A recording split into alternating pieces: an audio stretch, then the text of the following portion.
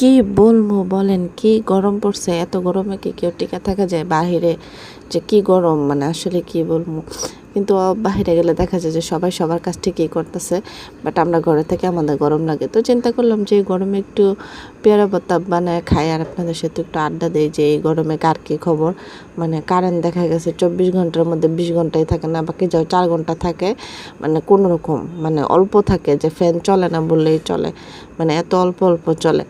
মানে কি বলবো, কারেন্ট এত মানে জ্বালা যন্ত্রণা করতেছে, বিশেষ করে গাজীপুর, আমাদের বাড়ি যেহেতু গাজীপুর, তাই গাজীপুরের কাহিনীটাই বললাম যে কারেন্ট পাই না বললেই চলে। যে কোন দিক দিয়ে আসে কোন দিক দিয়ে যায় টেরও পাই না, সারাদিন মানে কারেন্ট সারাই দিন কাটাই। তো এই যে দেখেন আমি সুন্দর করে পেয়ারাগুলো কাইটা নিলাম, আর এই যে পেয়ারা সুন্দর মানে ভর্তা বানাবো। আমি কিন্তু সুন্দর করে ধুয়ে নিছি, যদিও ভিডিওর মাধ্যমে দেখানো হয় নাই, আসলে অনেক বড় হয়ে যায়। তো এটার মধ্যে আমি একে একে সব কিছু দিয়ে দিই। আর এই যে দেখো সুন্দর করে কুচি কুচি করে কাইটা নিচ্ছি। আমার কাছে ছোট ছোট করে কাইটা নিলে মনে হয় বেশি ভালো লাগে।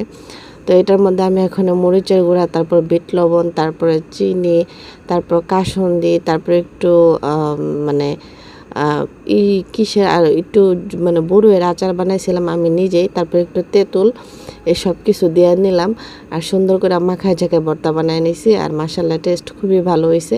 আর এই সুযোগে মানে কোন এলাকায় মানে কার কার এলাকায় বেশি কারেন্ট দেয় এটা একটু কমেন্টে জানাই দেন। আর আমার ভর্তাটা কীরকম হয়েছে এটা একটু জানাই দেন। এই গরমে এরকম ভর্তা পাইলে আর কি লাগে, যদিও আসলে মানে এত কিছু দিয়ে বানানো খাওয়া সম্ভব না, আমার ঘরে ছিল তাই আমি এত কিছু দিয়েছি। আপনারা শুধু কোনো রকম পেয়ারা পেলে একটু লবণ মাখায় খায়া বয়ে থাকবেন।